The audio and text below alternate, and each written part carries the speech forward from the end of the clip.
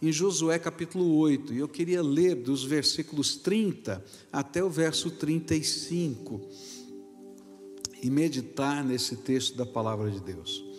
Josué 8, versículos 30 a 35, a palavra do Senhor vai nos dizer assim: E então Josué edificou um altar ao Senhor, Deus de Israel, no monte Ebal, como Moisés, servo do Senhor, havia ordenado aos filhos de Israel, segundo está escrito no livro da lei de Moisés, a saber, um altar de pedras toscas que não tinham sido trabalhadas com instrumentos de ferro. Sobre esse altar ofereceram holocaustos ao Senhor e apresentaram ofertas pacíficas. E ali Josué escreveu em pedras uma cópia da lei de Moisés, que esse já havia escrito diante dos filhos de Israel.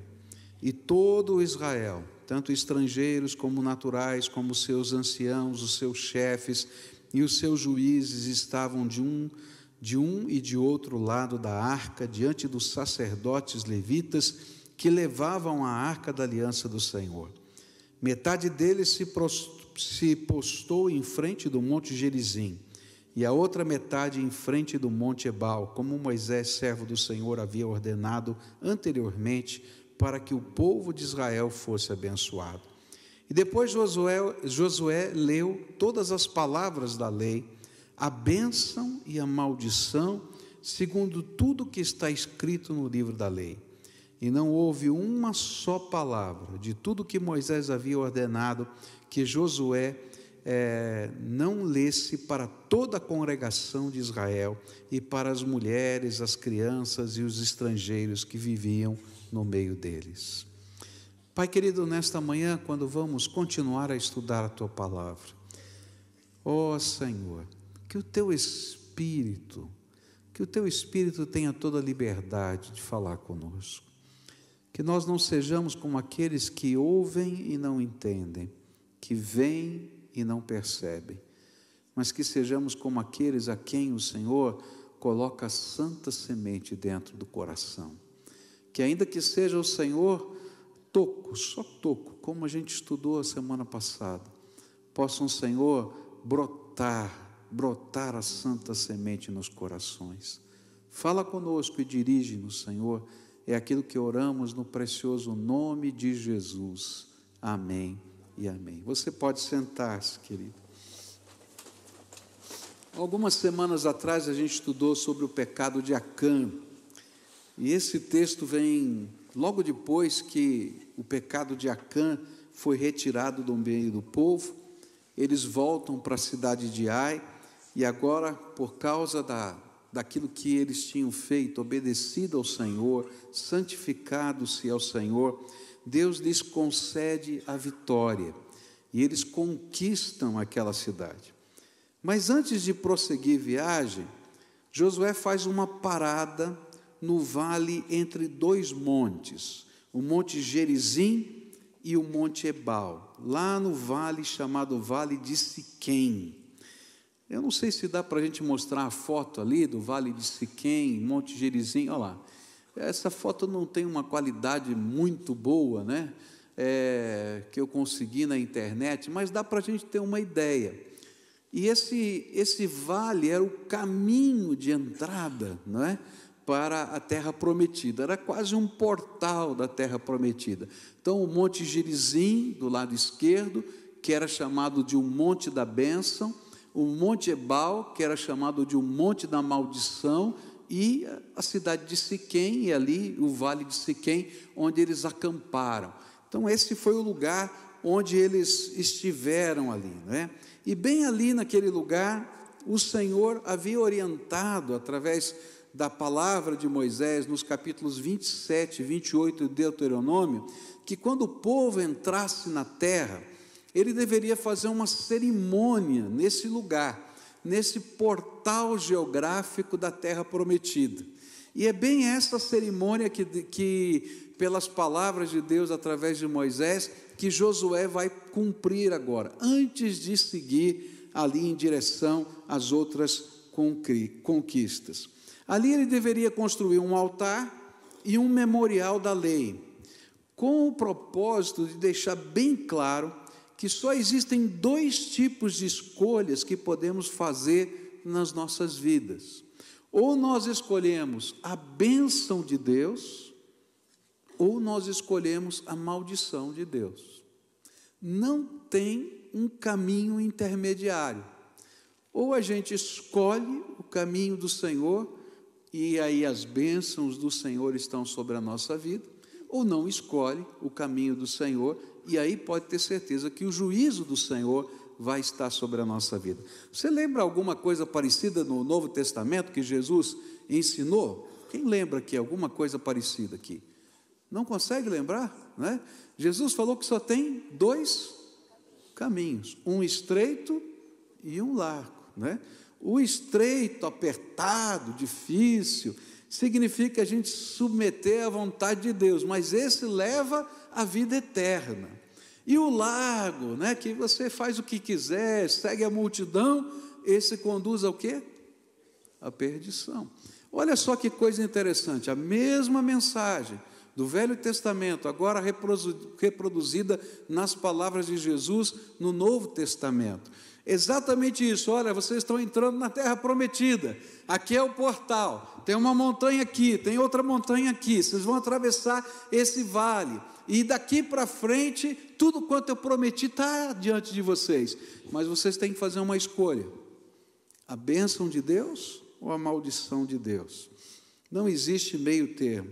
E a grande pergunta que Josué fazia era: o que vocês querem escolher? Que caminho vocês querem escolher? E, na verdade, essa é a grande pergunta que o Espírito Santo continua a fazer a cada um de nós todos os dias. Por isso, cada uma das figuras presentes nesse texto nos ensinam o verdadeiro compromisso da fé que se revela em bênção ou maldição para nós. E o meu objetivo nesse dia é olhar para essas figuras, não é? Que eram maneiras de Deus marcar a vida do seu povo com aquelas figuras sobre essas verdades centrais da sua palavra. A primeira figura que aparece é um memorial da lei que eles deveriam construir. E ela vai aparecer no versículo 32, diz assim: ali Josué escreveu em pedras uma cópia da lei de Moisés, que este já havia escrito diante dos filhos de Israel. Agora, para a gente entender o que ele fez, eu tenho que ver a ordem que tinha sido dada por Moisés, lá em Deuteronômio, capítulo 27, onde a Bíblia diz assim, versículos 2, 3, 9 e 10.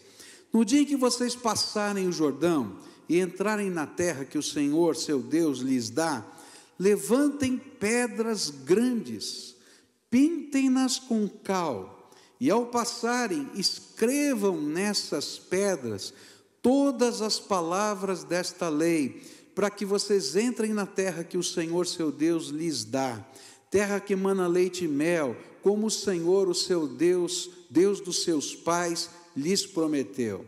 Moisés, juntamente com os sacerdotes levitas, disse ainda a todo Israel: fique em silêncio e escute, ó Israel, hoje vocês vieram a ser o povo do Senhor seu Deus, portanto, obedeçam à voz do Senhor seu Deus e cumpram os mandamentos e os estatutos que hoje lhes ordeno.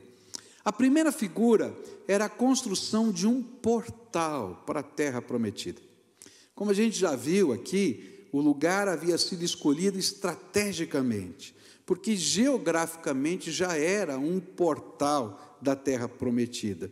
Mas além desse portal geográfico, Deus queria mais, Ele queria que um memorial, algo novo fosse acrescentado, um muro de pedras, pintadas de cal, e com a lei de Deus escrita em cada uma dessas pedras. Então você pode imaginar, não é, a cena. O povo está lá, aquela montanha colocada, não é? E aí se levantam muros, não é? Paredes, ou talvez a gente podia dizer assim, outdoors, né? Feito de pedra. Então pinta tudo de branco, e aí vinha alguém e começava a escrever a lei de Deus. E toda a lei de Deus foi escrita naquelas pedras. De tal maneira que quando o povo todo passasse por aquele muro, pudesse olhar para a esquerda, eu imagino que foi dos dois lados, para a esquerda e para a direita, né? E porque eles estão passando por aquelas pedras, e pudessem ler a palavra de Deus aqui, a palavra de Deus aqui, a palavra de Deus aqui, e a mensagem desse memorial era: a gente só conquista a terra se a gente for fiel ao Deus que nos trouxe até aqui. Que coisa tremenda, né? E que obra tremenda que Deus pediu que fosse feita naquele momento. O objetivo então era que eles, passando por esse caminho da terra prometida, lendo a palavra de Deus e entendendo que só poderiam alcançar a bênção prometida se comprometessem com Deus e com a sua palavra. E é interessante lembrar que no final da vida de Josué, ele volta a esse mesmo lugar. Se você vai ler o final do livro de Josué, onde tem um texto muito conhecido, né? Ele vai dizer: eu e minha casa serviremos ao Senhor. Lembra desse texto? Então, ele volta a esse mesmo lugar. Já está velhinho, e ele vai entregar o povo, e vai dizer: olha, eu não vou ser mais o líder de vocês, eu não tenho mais condição de ser o líder de vocês, mas eu voltei ao lugar onde tudo começou, e muito provavelmente a parede de pedra estava lá. E ele manda o povo fazer a mesma coisa, subir 6 tribos lá do lado do Monte Gerizim, 6 tribos do lado do Monte Ebal, a Arca da Aliança no meio, exatamente como estava aqui. E ele diz assim: hoje, quando eu entrego outra vez a liderança, vocês precisam decidir a quem vocês vão servir. Mas eu quero dizer uma coisa: eu não sei a quem vocês vão servir, mas eu e minha casa serviremos ao Senhor. Está entendendo? Que coisa, que mensagem que estava ali contida. O que eu aprendo quando eu olho para esse texto é que ao longo da nossa caminhada de fé, Deus constrói memoriais na nossa vida. Deus constrói marcos significativos para que sempre nos lembremos que a caminhada com Deus é sempre uma escolha, um compromisso com Ele. E que, de acordo com nossas escolhas, nós podemos experimentar tanto a bênção quanto a maldição. Por isso, na nossa jornada de fé, Deus coloca alguns memoriais que são institucionais da fé. Por exemplo, o batismo. Toda vez que alguém dá a sua pública profissão de fé e é mergulhado nas águas do batismo, Deus tem um propósito que essa cerimônia aconteça. Olha, isso aqui é um memorial, para você lembrar que um dia você fez um compromisso vivo com o Senhor. Mas também, como o batismo acontece uma só vez e você pudesse esquecer do seu compromisso, olha que coisa linda. Na fé cristã nós temos outro memorial. Qual é? A ceia do Senhor. E aí, a cada vez que nós celebramos a ceia do Senhor, nós lembramos a morte do Senhor Jesus, a ressurreição dele e o nosso compromisso com Ele.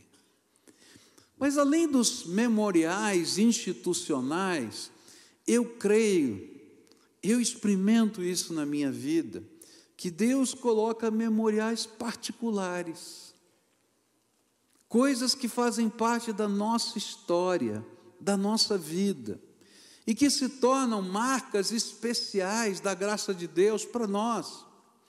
Eu sei que o Senhor trabalhou isso na minha vida. Eu me lembro, por exemplo, que o meu primeiro memorial, eu não posso esquecer disso, eu me recordo disso sempre, foi o meu encontro com o Senhor. O dia em que eu recebi Jesus como Senhor da minha vida, o dia que eu descobri que Deus podia falar comigo. Gente, que coisa, eu nunca mais vou me esquecer desse dia, eu nunca mais vou me esquecer da experiência que eu tive, das marcas do Senhor no meu coração. E é interessante que sempre que eu paro para orar, é como se eu estivesse voltando à minha parede branca, lá no encontro com Deus da minha vida. Porque eu não consigo orar sem querer ouvir a voz de Deus. Porque eu descobri naquele dia que Deus podia falar comigo, então hoje eu quero sempre voltar ao lugar do meu encontro para ouvir a voz de Deus. Se você pegar o meu caderninho de oração, eu tenho lá as minhas orações anotadas e eu escrevo ali, resposta, 2 pontos. E aí eu vou buscar a palavra de Deus. Senhor, o que tu tens para falar comigo? Quais são as tuas promessas? O que o Senhor está falando ao meu coração? E eu anoto cada uma daquelas respostas. E vez por outra eu volto lá no meu caderninho para ver o que eu falei com Deus e o que Ele me falou. E é gostoso porque às vezes eu pego o caderninho de 1 ano atrás, 2 anos atrás, e vou dando uma olhadinha e eu começo a louvar a Deus. Senhor, cada uma dessas respostas se tornaram realidade. Tem algumas que eu estou esperando ainda. Tem algumas que eu volto lá e digo, Senhor, o Senhor me prometeu no dia tal, não é? E ainda não aconteceu. Eu estou aqui na tua presença. Mas, queridos, são memoriais na minha vida, de que eu tenho um pacto com o Senhor, que esse Deus é o meu Deus, que eu tenho uma história com Ele, que eu tenho um compromisso com Ele. Por isso Deus falou, olha, levanta essa parede, escreve a lei e diz para esse povo, que esse portal de entrada, na verdade, é uma lembrança perpétua, que eu tenho um compromisso com eles, e eles têm um compromisso comigo. E é isso que Deus faz com os nossos memoriais particulares, né? Outro memorial que eu trago no meu coração com muita alegria, é o do meu chamado. Quando Deus me chamou para o ministério, como eu relutei no chamado, ainda que eu fosse garoto, e como eu falei para Deus que eu era garoto, que eu não podia tomar uma decisão tão séria para o resto da minha vida, eu tinha 12 anos de idade, e aí o Senhor disse para mim, lá em Jeremias capítulo 1, não digas eu sou uma criança, porque onde quer que eu te mandar você vai, porque eu te constituí como profeta, antes que você fosse gerado no ventre da tua mãe. E aí as marcas de Deus, quando meu pai e minha mãe me disseram, que oraram por mim, me consagraram e disseram que nunca diriam isso para mim, a menos que Deus revelasse. Queridos, cada vez que eu estou no meio das batalhas ministeriais, cada vez que eu estou vivendo uma luta, cada vez que eu tenho medo, cada vez que eu tenho que tomar decisões difíceis, cada vez que eu me sinto o pior de todos, como pastor ou como líder, porque todos nós nos sentimos assim às vezes.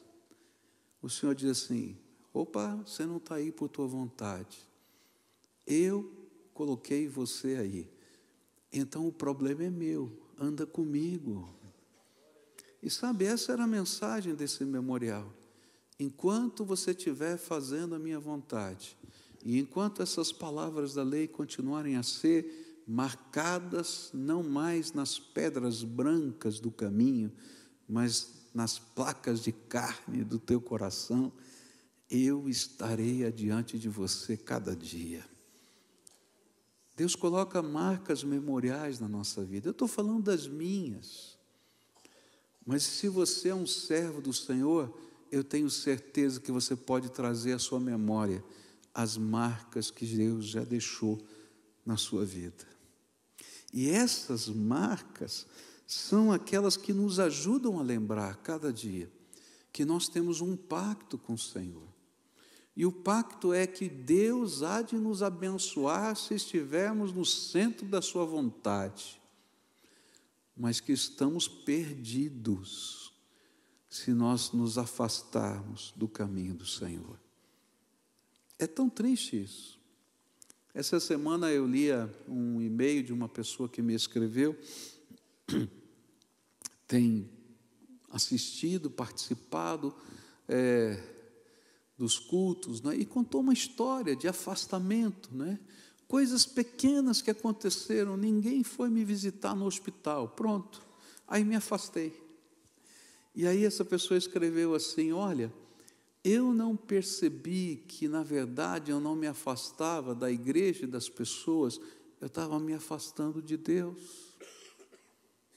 E aí começou a contar as histórias do que estava acontecendo na sua vida, e como doloridamente estava voltando para o Senhor toda a sua casa.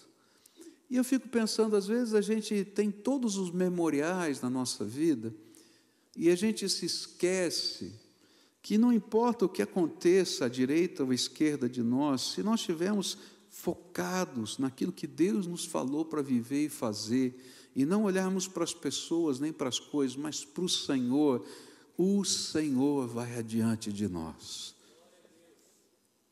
Mas se a gente começa a olhar para os lados, a gente afunda, e a gente perde a essência, e ao perder a essência, a gente perde a bênção.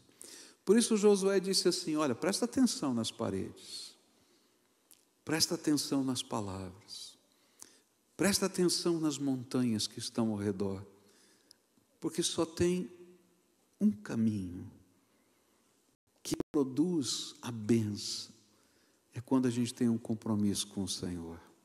E é por isso que Jesus ensinou, eu sou o caminho, a verdade e a vida, e ninguém vem ao Pai, senão por mim. Só tem um caminho, só Jesus, nele, firmado nele. A segunda coisa que eu quero começar, não vou conseguir concluir aqui, mas foi que, além dessa parede memorial, eles levantaram um altar. O altar foi renovado. E então Josué edificou um altar ao Senhor, Deus de Israel, no Monte Ebal. Como Moisés, servo do Senhor, havia ordenado aos filhos de Israel, segundo está escrito no livro da lei de Moisés, a saber, um altar de pedras toscas que não tinham sido trabalhadas, com instrumentos de ferro. E sobre esse altar ofereceram holocaustos ao Senhor e apresentaram ofertas pacíficas. Além do memorial da lei, Josué renovou o altar.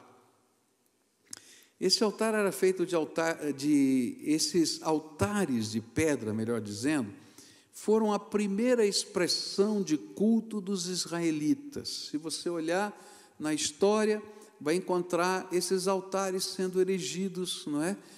No começo da jornada de fé. Nós vamos encontrar Abraão, Isaac, Jacó fazendo esses altares. Mas depois que o tabernáculo havia sido construído, eles não eram mais necessários, já tinha o altar dentro do tabernáculo. E aí eu fico pensando, por que Deus orientou o seu povo a construir um novo altar? Se já havia o tabernáculo. E o tabernáculo estava no meio deles. Porque a renovação do altar representava a renovação do compromisso, da fé, da entrega, da devoção e da missão que Deus havia colocado diante deles. A bênção de Deus depende de uma fé renovada, de uma renovação espontânea, de um louvor vivo, de uma consagração que se renova, de uma nova experiência com Deus que nos chamou e uma renovação do compromisso com a missão que Ele nos apresentou. E dali em diante, eles teriam que enfrentar os gigantes. Você lembra deles? Dos gigantes da terra. Você lembra do efeito dos gigantes da terra nos primeiros espiões? Eles voltaram dizendo, essa terra é maravilhosa, mana leite e mel, mas tem gigantes lá, como é que a gente vai enfrentar os gigantes dessa terra? Ninguém consegue vencer os seus gigantes sem ter o seu altar renovado diante de Deus. Não dá. É interessante porque os memoriais, eles nos remetem ao passado, o que Deus já fez. Mas quando a gente renova o altar, isso nos remete ao futuro. Eu creio que Deus ainda fará grandes coisas entre nós. Está entendendo? É tremendo. Eles começam dizendo, Senhor, nós cremos lá no pacto, nós cremos tudo o que aconteceu no Sinai, nós cremos no mar que se abriu, nós cremos, Senhor, no rio que se abriu, Nós cremos nas muralhas de Jericó que caíram. Nós cremos, Senhor, que perdemos em Ai porque a palavra de Deus não foi cumprida. Nós nos comprometemos com a Tua palavra. Mas quando eles renovam o altar, eles estão dizendo: Senhor, eu creio que o Senhor é o nosso Deus e ainda fará maravilhas no meio de nós. E eles renovam a experiência com Deus. Não dá para a gente viver a vida cristã apenas das lembranças do passado. Elas podem ser maravilhosas e elas nos ajudam a ter bases para seguir para o futuro. Mas eu preciso ter uma renovação da minha experiência com Deus todos os dias. O meu altar tem que ser renovado. A minha experiência com Deus tem que ser renovada. O meu ouvir a voz de Deus tem que ser renovado. A minha comunhão com o Espírito tem que ser renovada. A minha busca do Senhor tem que ser renovada. A minha certeza de que os desafios que Deus coloca diante de nós são desafios dele e que nós vamos conquistá-los no poder do Espírito Santo precisam ser renovados. A minha missão precisa ser renovada. Quantos aqui já se sentiram como aqueles que dizem assim: olha, eu sou servo do Senhor, eu confio em Deus, a palavra do Senhor está no meu coração, mas eu não sei se eu estou preparado para a missão.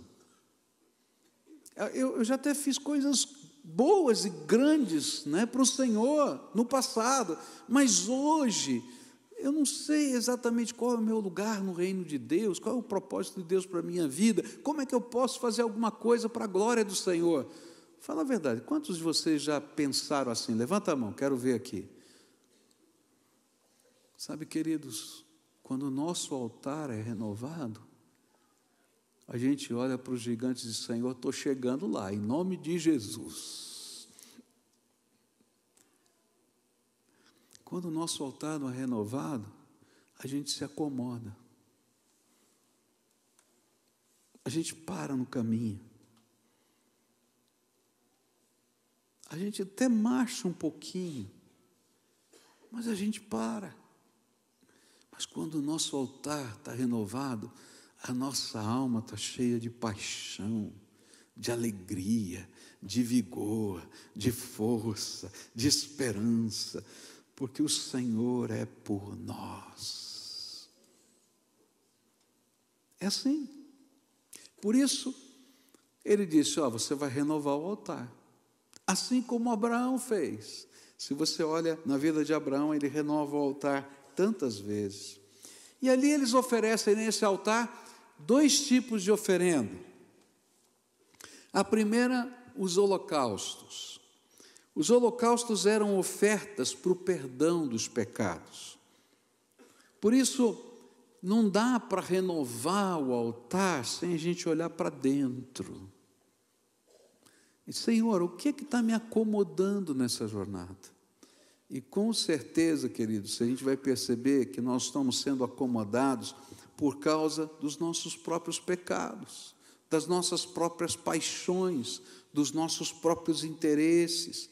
E aí é tempo de revisar a nossa vida diante de Deus e escolher o caminho de Deus, a vontade de Deus e a missão de Deus novamente.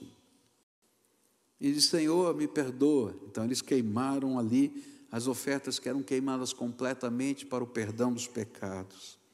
Mas depois eles fizeram ofertas pacíficas. E as ofertas pacíficas eram as ofertas de louvor, que estavam sendo derramadas sobre o altar, para glorificar o Deus que iria fazer milagres ainda na vida deles. Eram o louvor do passado, mas o louvor pela fé das coisas que Deus faria no futuro. O altar renovado é isso. Sabe como eu comparo essas ofertas de louvor? Com o vaso de alabastro daquela mulher que encontrou Jesus. Lembra da história que está lá no Novo Testamento? Essa Jesus vai jantar numa casa, e aí aquela mulher vai ungir os pés de Jesus, quebra aquele vaso de alabastro com óleo, não é? Caríssimo, e despeja aos pés de Jesus, e enxuga com seus cabelos, e perfuma toda aquela casa. Era um louvor tão extravagante, que todo mundo começou a reclamar, porque era um desperdício de tanto louvor. E aí diz, ninguém vai tirar o lugar dela por toda a eternidade, porque vai se contar essa história até hoje está sendo contada. Porque esse louvor que é derramar da alma, que é extravagante na nossa visão e na visão dos homens, é aquele que toca o coração de Deus e que faz com que a alegria do céu invada a terra.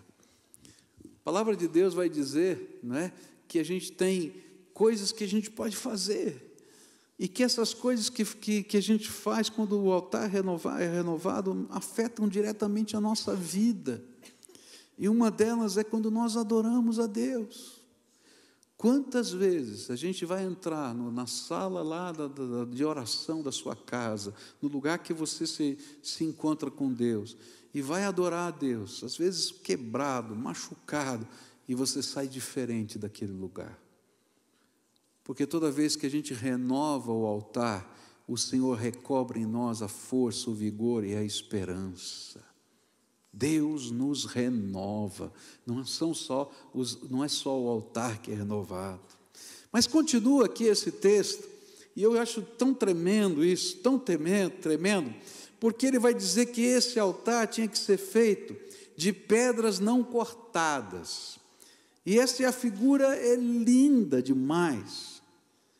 O altar não é feito de uma pedra só. Há lugares no mundo que o altar é feito com uma pedra só. Você pega uma pedra grande, coloca a lenha e coloca o sacrifício em cima. Mas esse altar tinha que ser feito com 12 pedras. E eu acho interessante isso, né? Porque o altar era quadrado, tá? Então, 12 pedras, se é um quadrado, tem que ter 4 lados. Quantas pedras para cada lado? Vamos fazer a conta aqui. 3, né? Já não é tão fácil. Fosse 4 era mais fácil. Não é verdade isso? Então, 4 lados com 3 pedras. Então, tinha talvez que ter uma grande, 2 pequenas para fazer de cada lado, mais ou menos assim. Cada uma dessas pedras representava uma tribo de Israel. E o interessante disso é que essas pedras não podiam ser cortadas, elas tinham que ser do jeitinho que elas eram. E aqui tem uma série de lições, eu não vou ter tempo de aplicar cada uma delas, mas a primeira lição que eu vou aprender é que o altar não sendo de uma pedra só, significa que Deus não quer que você seja sozinho a igreja dele. Sabe por que a gente se reúne num lugar? Porque é vontade de Deus ter um povo. Não adianta a gente seguir a Deus online só. Eu sei que tem muita gente nos assistindo aqui pela internet, pela televisão, e muita gente diz, esse aqui é a minha igreja. Querido, essa tua igreja é muito pobre. Porque a vontade de Deus é que você possa usar os seus dons, os seus talentos, e que você possa ser trabalhado pelo Espírito nessa multiforme graça de Deus, usando gente diferente. E eu acho interessante é que a pedra não era lavrada. A pedra lavrada é tranquilo você construir. Você corta tudo do mesmo tamanho e coloca uma em cima da outra, não é? Como a gente faz com bloco de cimento, com tijolo, né? Ou com pedra cortada. Vem tudo certinho, bonitinho, né? Você vai aplicar o azulejo, está tudo certinho, bonitinho. Você vai lá pegar o tijolo, tudo certinho, bonitinho. Não, o altar não. Eram pedras diferentes, que desafiavam até o jeito de construir. E a ideia era que essas pedras representavam a dificuldade que é viver em comunidade. E eu queria mostrar para vocês algumas fotos. Eu estava estudando esse texto e eu me lembrei de algumas fotos que eu tinha visto tempos atrás, sobre pedras equilibradas, umas sobre as outras. Dá uma olhada nessa primeira foto aqui. Olha que coisa interessante. Como é que o cara conseguiu equilibrar essas pedras? Né? E parece, não tem cimento, não tem cola, eles só estão colocadas umas sobre as outras. Pedras não lavradas. Agora passa a próxima. Essa é mais difícil ainda, né? Fala a verdade. Eu fico pensando, ninguém colocou um pedaço de ferro por dentro, assim, para segurar, né? Olha só, como é que aquela pedra não caiu lá de cima?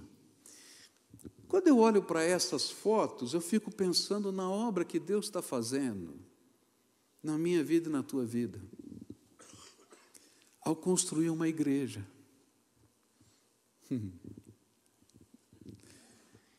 Tem uns que são pontudos. Tenha misericórdia, Senhor. Mas são meus irmãos. E Deus está fazendo a mesma obra que está fazendo na minha vida, na vida deles. E eles pertencem ao mesmo povo. Como seria fácil ter uma igreja só de pedra lavrada? Né? Todo mundo igualzinho. Às vezes eu fico pensando, Pascoal /1, /2, /3, /4. Mas não é assim que funciona. Moisés /1, /2, /3. Não. Cada um é único. Cada um é único. Não existe outra pessoa igual a você no universo. A sua digital é única. O seu DNA é único. O fio do seu cabelo é único. Você sabia disso? Que não existe um fio de cabelo igual ao outro? E são pessoas únicas que Deus transforma em povo. Por isso aquelas 12 pedras não lavradas eram colocadas juntas. E juntas elas faziam o altar de Deus.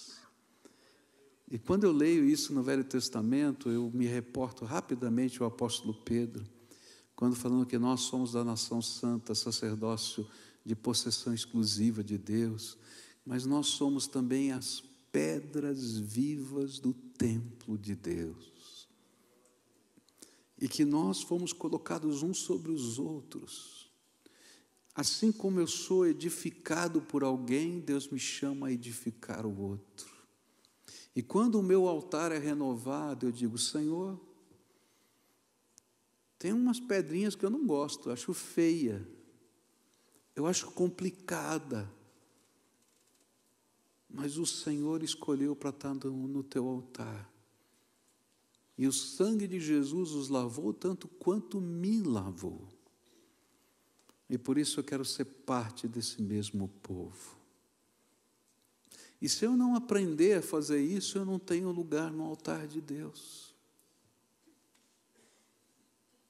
Eu me lembro de um pastor, que uma senhora, pastor Irlande Pereira de Azevedo, era pastor da Primeira Igreja Batista de São Paulo, e ele contou essa experiência anos atrás, que quando ele era pastor lá, uma senhora veio e começou a falar com ele no gabinete, no aconselhamento pastoral, quase 1 hora, reclamando da igreja inteira.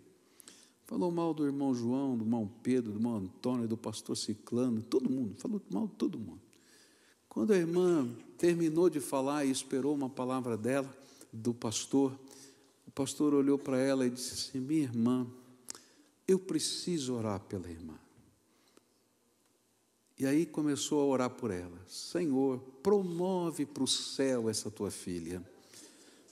Porque ela está procurando a igreja perfeita e aqui não tem, só tem lá. Leva logo, Senhor. Leva logo, Senhor. Nós somos pedras disformes que Deus está colocando junto pelo poder da graça, que desafia a natureza, como aquelas pedras que nós vimos, colocadas umas sobre as outras, e a gente olha, isso desafia a própria natureza. Deus está fazendo uma obra santa. E eu só consigo viver isso se eu renovar a minha experiência com Deus. E eu desejar ser parte do altar renovado. Sabe, o altar renovado é uma experiência com Deus. Mas o altar renovado é uma experiência com pessoas. Eu fico tão triste quando eu vejo tantos membros da nossa igreja que não querem fazer parte de uma célula. E eu fico pensando, Senhor, não é questão de tempo, porque tempo a gente constrói. Todo mundo tem 24 horas por dia, e nós é que construímos o nosso tempo. É porque muitas vezes nós não queremos. Nós não queremos conviver, nós não queremos ser confrontados nem confrontar, nós não queremos abençoar nem ser abençoado. Eu fico tão triste quando eu vejo tantas pessoas que se dizem não afastadas de Deus, mas afastadas da igreja. E eu penso assim, não entenderam nada. Porque andar com Deus é fazer parte de um altar de pedras que não foram lavradas, mas que são colocadas umas sobre as outras para construir o lugar da presença de Deus. Por isso, nessa manhã eu vim aqui clamar a você, por duas coisas. A primeira é que você olhe para os memoriais que Deus deixou na sua vida, na sua jornada de fé. Cada um deles, cada um desses memoriais foram planejados por Deus para ficar na tua história. E sabe, eles não ficam só na sua história, porque quando você conta desses memoriais aos seus filhos, aos seus netos, aos seus irmãos, aos seus parentes, eles se tornam memoriais para eles também. Eu me lembro do meu sogro falando do avô dele, não é? Um descendente de holandês reformado, que vivia lá no sertão de Pernambuco, e que o lugar dele de oração era debaixo de uma árvore, e que um dia estava pegando fogo lá no canavial, e ele se ajoelhou diante do fogo antes de chegar na vila, levantou a mão para o céu e clamou a Deus, pedindo que o fogo não viesse naquela direção, e ficou orando, até que o fogo foi para o outro lado. E aquele menino, que era o meu sogro, viu o avô dele orando e clamando a Deus e repreendendo o fogo. E ele dizia, eu não conhecia o Evangelho, mas eu conheci o Deus do meu avô, até que o Evangelho chegou para mim. Sabe, queridos, memoriais são assim. Deus deixa na nossa história, mas que marcam a história de outras pessoas. Lembra dos teus memoriais. E ao lembrar dos teus memoriais, renova o altar do compromisso, da fé, da convivência em comunhão com os irmãos e da missão. Porque aquele altar representava que eles iam passar pelo portal e vencer os gigantes. Porque quando a gente renova o altar, a gente renova a bênção de Deus sobre a nossa vida.